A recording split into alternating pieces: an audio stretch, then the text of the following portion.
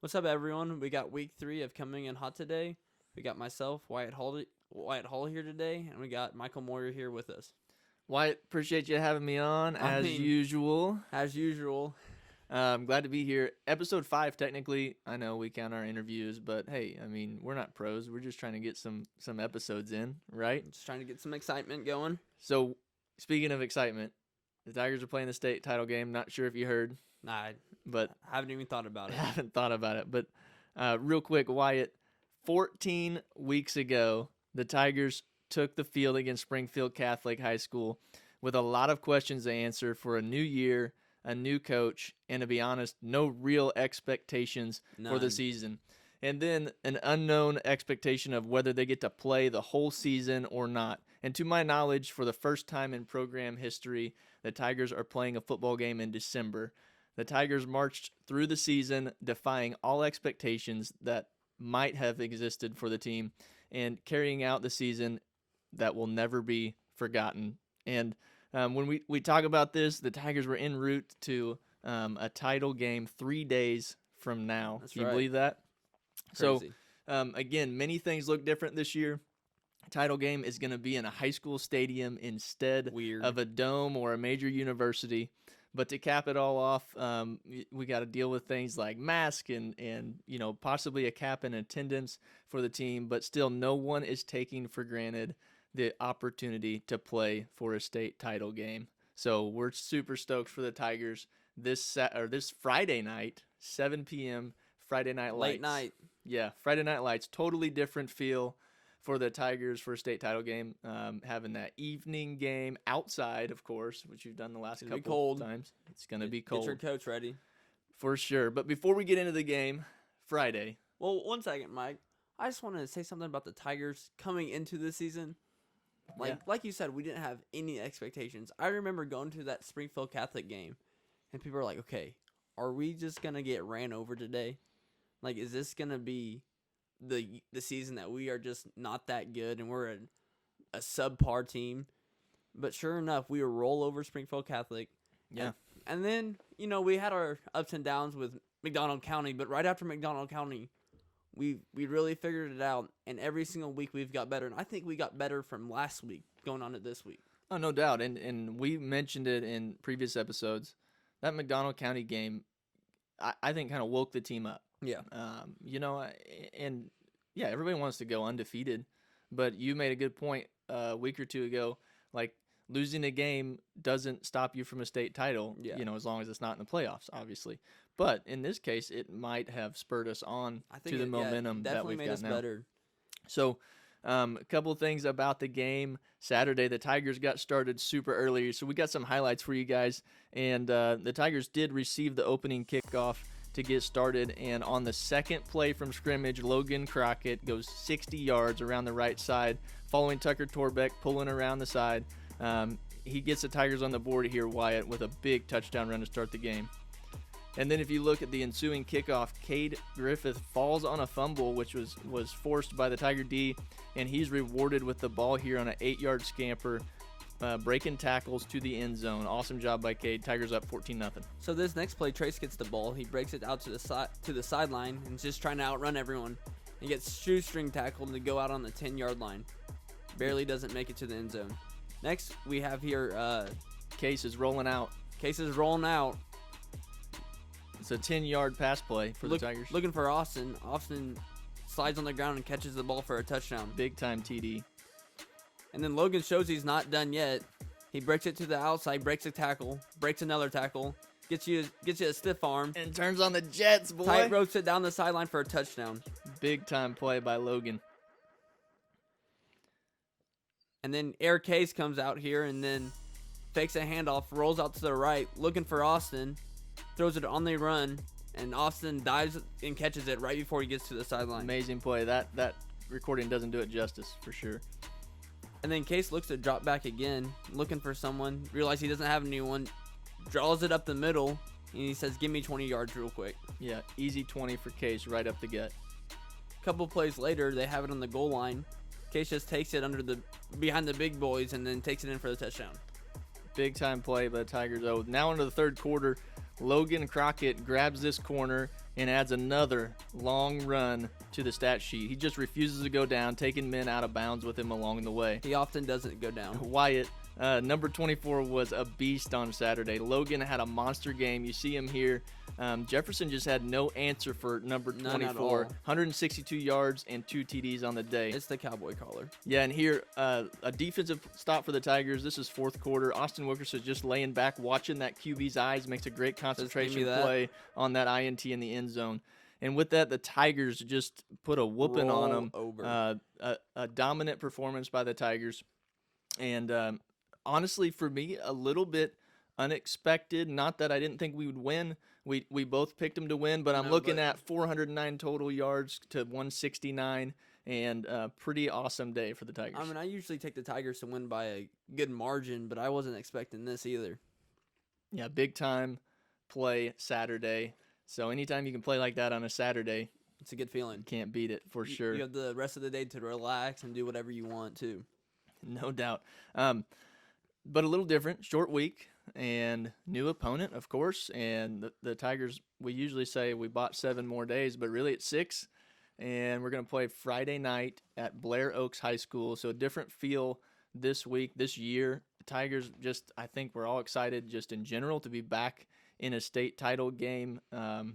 It's been 3 years. Yep. And after the long run, one thing that I want to say before we get into the opponent, I was thinking about this the other day, Wyatt, is that, the Tigers went on a 7 straight run. 7 straight. And one of the conversations that you would have when you do that is that, when the run's over, can we ever get back? At least that's a thought that I'd had with that top tier team. Yeah. Yeah. And you're running 7 straight. You're running on that momentum. Unprecedented long streak, like what I can't even tell you. Not very many teams have won more than 2 straight. We had the longest win streak in the nation at one point. Absolutely. So, for me, really exciting that we're back here with some time between state title appearances, and we're playing a new opponent. And so this Friday we are playing St. Pius, which I think it's a good thing that we're not on the streak still, because there's no pressure going into this game. They can just the seniors have 1 ring, but none of them really played, so they don't really know what it's gonna feel like there. And it's not your typical state championship either. It's not in the dome. It's not at a collegiate stadium. It's just which Blair Oaks is a good facility, but it's just at a normal high school field. So really, there's not any pressure coming in here. I mean, it's gonna feel like you obviously are gonna have a little more pressure, but it's gonna feel like a Friday night football game. Yeah, just say, but state championship. So there's gonna be pressure. There's gonna be pressure, but but it's not like 7 straight titles on my shoulders. Yeah. Pressure, which we know was a tough thing to try and keep that ball rolling. So in a sense, so like a lot of people would say, we're playing with house money, right? Yeah. St. Pius so just to clear up something, and probably people have had a lot of questions. St. Pius, there's 2 of them in Missouri, St. Pius high schools. This is St. Pius, Kansas City, and they've got a little bit of a tradition. They fairly recently, within 20 years, won a state title. 2002, and 3 total titles for the school. 425 enrollment for the school. Traditionally, or most recently, has been a Class 3 school, and they've come down. Wyatt, tell me about their offense, because we know that it's pretty high powered. So tell me about their offense, and what do we need to do to stop them from just running all over us on Friday? Yep. So their offense is really a spread team. They have around the same amount of passing and rushing yards, a little more passing, but I think the rushing yards came in mop-up time when they were just up by a lot and just trying to run out the clock. So I just look, especially against our defense, they're going to pass, I think, 70% of the time, maybe 60%. But so pretty much they'll pass out of the shotgun a lot, or they'll be under center and do a play action. But they will not run out of the shotgun. They'll run out of the pistol and pitch it sometimes, but they won't unless it's a QB draw. Okay. So just look out for that. And So this is pretty much what they do. They'll try to get number 9 Robbie Sharp, their running back, out in open space, and make him make a play against other teams. And he is fast as lightning. He is ready to go. Yeah, definitely impact player, and I just want to point that out because we're going to go through this and we're going to mention some of the players. So I know in the past couple weeks we've given you the players all at a time, but we're going to kind of give them to you as we go along here. So number 9 is Robbie Sharp, one to look out for. So they'll do a lot of swing passes to him, some screens, put you to sleep, and just try to get him in open space, and then they'll take a big shot to number 14, David Dieters, I think. Yeah. Is that right? As far as we know, right? Yeah, as far as we know. And we certainly don't want to butcher their names. These guys have had a great season, and you're looking at David Dieters as possibly a 1,000-yard receiver on the year. So I think he is. He's had a killer year. I watched the last game. He had a couple 30, 40-yard plays and then a couple 20-yard plays. I mean, he's legit. I mean, he's our Mason Gastel. It's just he gets more opportunities than Mason Gastel to catch the ball. Yeah, because they throw a lot more. A lot more. And he's just one thing that's important to note. He is now their all-time yards leader for a season, and he broke that record 2 weeks ago. And 2 weeks ago he was at 800 or 780 yards, I think, for the season. Yeah. So he's definitely a beast, and somebody we're gonna have to watch out for and keep in check. He's the type of guy. So this is what really happens if they're ever in a tight spot. They're gonna roll out their quarterback to the right or left, or it'll break down. And their quarterback is a good scrambler. Don't get me wrong, but he'll extend the play a little longer, and then pretty much he's like, all right, 14's down there somewhere, and he'll just chuck it up. Yeah. I mean, like I said, he's their Mason Gastel. He's gonna make a play on the ball. I've seen him catch it over 3 people. I mean, he's no joke. All right, Wyatt. So on defense, it looks like they play like a 4-4 base. And they have held teams to an average of 12.8 points per game this season. Pretty good. Yeah, that's really good. So what is the key to their defensive success at this point? So yeah, they'll run a 4-4 or 5-4, and they blitz out of every formation and every spot. So they'll blitz their linebackers, their safeties, their corners, wow. And they try to do it when you don't think they will. And their blitzes are actually very unique. They'll actually blitz their linebacker to the DN spot, and the DN will wrap around and go through the A or B gap. Okay. It's really weird. It tries to just throw the offensive lineman off, and they try to do it because they try to do it when they think they know your play. Okay. They also have not a huge line. They have a couple of small linemen on their team, and I think that's going to kill them on the... I think we're going to be able to run block them all day. I think Maryville, they played Maryville earlier this season. They had some success running the ball, and I think if they had some, I think we're going to have a lot. They have a very athletic secondary, 14s back there. It's worth noting before you go on that their game against Maryville, they won 26-14, so not a blowout by any means. No. So yeah, true, very true. And Maryville did just put Cassville out in the playoffs, but it was by 2 points. Yeah, and we did well. We pretty well beat Cassville when we played them.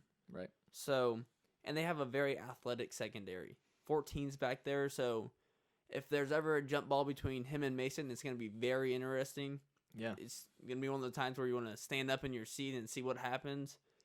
But yeah, so I mean that's pretty much it. They're going to blitz a lot. Blitz a ton. So we're going to have to look for that and probably looking to get the ball outside of that blitz. If it's coming off the corners and try to get the ball quick to the outside or something like that. Just need to recognize it. Yeah. If we know, we just got to know what we're doing. So Wyatt, we've talked about their offense. We talked about their defense. What are some of the keys to the game for us on offense? So we're going to have, like I said, just talking about their blitz, so we're going to have to pick up their blitz. We're going to have to know exactly what we're doing every single play. It's really, you have to be fundamental this week. You have to know exactly what you're supposed to do and do your job. And then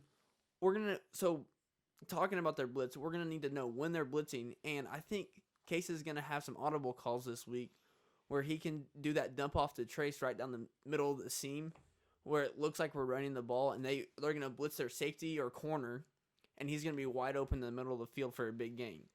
For sure. And then we just have, we do it every week, but we're just going to be more physical than them. Mm-hmm. And I think that running the ball will be there if we just know our assignments. I mean, we're bigger, stronger, and I think we're faster. So, and then, I mean, I know this is going into every game, but no dumb turnovers. Right. I mean, we can't cough up the ball. We can't have interceptions. And when we have a big play, we need to execute. When it's open, we have to make the play. The turnover differential in any game is always going to be huge. I mean, I can't give you the stat. I'm sure it's out there, but the amount of times that you win a game when you win the turnover differential is a very high number. So that's always something we want to look at. So on that same note, that's the keys of the game on offense. What's the keys of the game looking like on defense, and what do we need to do to kind of slow them down? So I really think our defense is going to come up bigger today, or Friday, than the offense will. Like the saying goes, defense wins championships. In this game, the defense is going to have to win that side of the ball for sure. Yeah. My biggest thing is we have to pressure the QB. It's going to be very important because their QB likes to scramble and they can extend plays. And if we don't get pressure on him, he'll sit there all day and pass it to number 14. Like we said, we believe that he's a 1,000-yard receiver. He could, if we don't get pressure on him, he'll have a 100-yard day at least. So we can't let that happen. Their running back number 9, that Robbie Sharp. Robbie Sharp is very good in space. If he gets in space, it's going to be hard to tackle him. I mean, he's a legit running back. So we have to not let him get in space too often, and when he does, make the tackle, make the play. And then we have to lock down 14. We can't let him have any big plays. I mean, what they do when they get in a tight spot, number 9 or number 7, Jack Mosh will just scramble outside the pocket, and if he's about to get hit, he'll just chuck it up to 14. And more times than not, he'll just jump up and catch the ball. I've seen him catch it over 3 people before, too. I mean, yeah, he's just super athletic. And I mean, it's worth pointing out, we talked about in the Liberty game, they had some chunk plays on long passes. Yep. But most of those, the wide receiver would catch it, and then we would get them down. It might have been a 30-yard play, but we would get them down. I think one thing we're going to look at, because you're looking at some bigger wide receivers, maybe a little stronger, that yards after contact or yards after the catch could be a key as well. Like, it may not be the worst thing that we give up some chunk plays, but I think going to be maybe getting them down once that happens. Mason's going to have a big part in this game. I mean, not trying to put any pressure on him, but I'm guessing he's going to be the one guarding him, saying that it's tall versus tall, athletic versus athletic. So it's going to be a really good matchup to see there. And we just can't allow big plays. Like I said, we can't allow when they'll do a lot of swing passes and they'll do it to number 9, and then they're just going to wait to get 14 open on a play action or something. Right. So we just can't let the big play happen to us. So Wyatt, a couple things that we always, or that people talk about when you're talking about special teams. Special teams has the ability to win you a game. It has the ability to lose you a game. So how do you see that playing in? What kind of players do they have on the special team side that could affect this game? So they do have a good kicker. I mean, when I say good kicker, I mean a good high school kicker.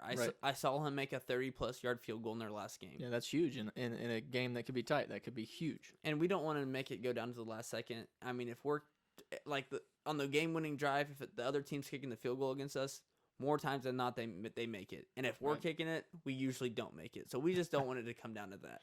Yeah, I mean, and with that, we would be talking about a close game if that's the case. The last 2 weeks, we've given you the prediction on the website Cal Preps. If some of you don't know what Cal Preps is, then check it out. Cal Preps is a website that basically has an algorithm for all the teams in high school in the country. And so pretty cool. You can plug them in. So this week I plugged in these 2 teams, 2020 St. Pius, Kansas City, and 2020 Lamar Tigers. And what we came up with was they're predicting a win for the Tigers, but a close one. Why at 26-23? Yeah, I mean, they're wrong, I think. I think it's not even going to be that close. I think it's going to be 36-20 Lamar. 36-20. All right, mark it down, everybody. 36-20 says Wyatt. I don't think they're as strong as us or as physical as us. So I think we're just going to be able to run the ball down their throat and then execute big plays whenever we want to. I do think at some point they're going to get a big game with number 7 is going to connect to number 14 at some time in the game. Sure. So I mean 14 points, and they might have 21 just because in mop up time, but I don't know, and I could also see us scoring more than that. Okay. I think I'm giving them the benefit of the doubt, giving them 20 points and 36-20. So yeah, I mean, do you want to talk about some of the history of the state championship that we've had? Yeah, definitely. Real quick before we get into that, I just want to point out one thing we didn't hit. Their average point differential in their wins is 18 points. It's pretty good. That's pretty good. That's a good margin. But it's worth pointing out most of the teams, not all, most of the teams they play are Class 2 schools, which is typical of an opponent for us. We feel like we're playing in that SEC of Missouri football in the Big 8, and that refines us for the playoffs. We know that. But just a couple I want to point out. They played Pembroke Hill, St. Mary's, which is another Catholic school, both Class 2. And then Maryville is one that we know is a Class 3 school, maybe 4. They played Cassville in the playoffs. But anyway, the point is that they do play up a little bit. So not just like some of our opponents that are all Class 2 competition until they get to this level. But anyway, just wanted to throw that in there. Go ahead on our state, or some of our stats in state title games. So yeah, let's talk about some stats. Case has 997 yards passing this year. He's 3 away from 1,000 yards. 3 yards. I mean, I don't remember the last time we've had 1,000 yards. I told you, I think he should do that. Patrick Mahomes, Tyreek Hill, just shovel. Toss it up. Just toss it to him forward. First play of the game. I'm sure that's what Jared's focused on. Grab that 3 yards. Done. Yeah, Jared's like, okay, Case, this is a big game for you. We got to get 3 more yards passing for you. I'm sure that's what he's thinking. Anyways, absolutely. He also has 12 passing touchdowns. Case also has 1,518 yards rushing with 22 touchdowns. And Logan, the next one down, has 844 yards rushing with 16 touchdowns. Mason has 423 yards with 5 touchdowns receiving, which those are the notable stats, really. And just to look back at some of the past years, in 2017, with Duncan Gepner and Stuart McCares, we had 314 yards passing with only 6 touchdowns. That is crazy. And then Cooper Lucas just went off on that season. You were comparing him to AP, he went off. So he had 1,800 yards rushing with 30 touchdowns. Wow. I mean, that is crazy. And then the next closest to him was 1,100 yards, 52 and 19 touchdowns was Michael Danner. For sure. And then, okay, so, I mean, those are some pretty crazy stats. But I think the next notable passing yards leaders that we've had in the last 10 years was Stewart. And he had 700 yards passing one season with, he had 7 touchdowns. 7 touchdowns. Wow. So that's in the last 10 years. So we've really never passed the ball this much. And I thought that was going to be a cool stat to see. Yeah. That we've never done that before. And now I think it helps us so much just mixing the calls up a little bit and throws teams off guard a little bit. Well, I think it's important to look at that and to, what do we do in sports? We compare. Yeah. We compare head-to-heads of the opponent, but then you compare and you want to see when we've had success in the past, if we're on that same plane. And I think we are, and in some ways where we've got more balance. Exactly. So I'm excited about that. No matter what happens Friday night in the Class 2 state title game, super proud of this team, super proud of this staff and what they've put together. I said it a couple weeks ago. I'll say it again, Wyatt. I did not expect to be here. But obviously knowing that we can do it, it wasn't something that I thought about going into the season. Yeah, I mean, I was hoping for it, but Sure. It was in the back of my mind. I mean, the first game of the season, we played who was Reed Springs. No, Catholic. Springfield Catholic. Yeah, Springfield Catholic, and we roll over them. Yeah. And then we play Matt County, and then we're like, oh boy, there's no way that we're gonna win a state championship. And then sure enough, we just roll from there, and we're still rolling, and we're rolling to 8. Yeah, rolling to 8. So, and on that note, we're just talking about, again, we'll say it, Friday night, 7 p.m. at Blair Oaks High School. We do know that there's some limited attendance So if you're looking at getting a ticket, you need to call the school Do it quick. as soon as you hear this, because by the time it gets posted, that you'll want to call the school and try to get a ticket. Basically, from what I understand, they're doing there's 750 tickets on each side of the ball. So and the players get 6 tickets apiece. So that's not going to leave very many left for non-family. You're looking at maybe a couple hundred tops for people who aren't family members or in that given a ticket out of the 6. So if you want to go see the Tigers, it's going to be a little chilly. You might want to bundle up. Some Friday night lights. It's going to be cold, but it looks like it's going to be dry. So it should be an awesome atmosphere, even though it's going to be a little limited on fans. Yeah, and if you can't go, you can always watch Nate and Jeff do the radio, and they always do a good job. So it won't be a bad time if you're staying warm, staying at your house. I mean, it'll be cool watching it also. Speaking of Nate and Jeff, we have one thing we got to clear up before we close this episode. There was a play last At the end Saturday of the game. that was a little bit unexpected, and Nate and Jeff have, if you guys listen to them out there, they have their hit of the game. Their Mother Tucker's each hit week. of the game. That's Yep. right, the Mother Tucker's hit of the game, and typically we're talking about Wilk, or we're talking about Trace, or we're talking about Logan, or any of those guys that's dishing out some pain. But usually on the varsity side of the ball. yeah, no doubt. So I'm going to show you a clip. You just tell me what you're looking at here. Why don't you tell us what we're looking at? Boom. Ty Will Height lays out the best player on the other team. Yeah, And- look, little slow down, low action here. I mean, that kid was not expecting that. He's like, okay, this little kid, I'm just going to juke him or just make him fall on the ground, but nope. Yeah, and trying to show up Big Brother, honestly, because Trey's had a monster of a game there, but Ty comes in and just takes the thunder away in the fourth quarter, right? I really don't know how many people told Trace good game after the game, because they were just giving all the thunder Trace, to Ty. you had an awesome game, brother. So Trace, you had your normal game, but Ty, that play was awesome. One more time, Ty Boom. just taking Annihilate. it to him. So His soul's leaving the body. congratulations on your hit of the game from Nate and Jeff Ty. So guys, again, if you're gonna go to the game, bundle up this Friday night. If not, $10, you can watch it on Misha TV. Make sure you get that link from 1017. Don't go straight to Misha. You can make the mistake of actually getting the wrong broadcast, maybe getting the St. Pius broadcast. So go to 1017 and check that out. Wyatt, you got anything else as we close up? So later on in the week, we're going to have a surprise guest on. He's played in 4 state titles, won them all, because we haven't lost. But he was a big factor in the Brotherhood in every single title. Maybe, I don't know how much he played his freshman year, but he played a little bit.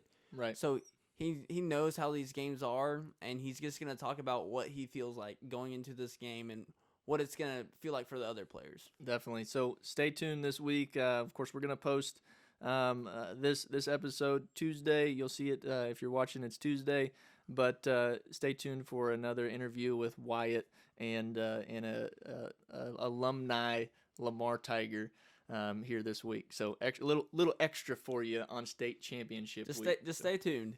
All right. So Wyatt, appreciate it. Yep. Thanks for the good work and all the stats and everything that you do for everybody out there, so we can keep them informed. Good luck to the Tigers this week as they go up to Blair Oaks for the state title game. Another good week. Signing off. We out.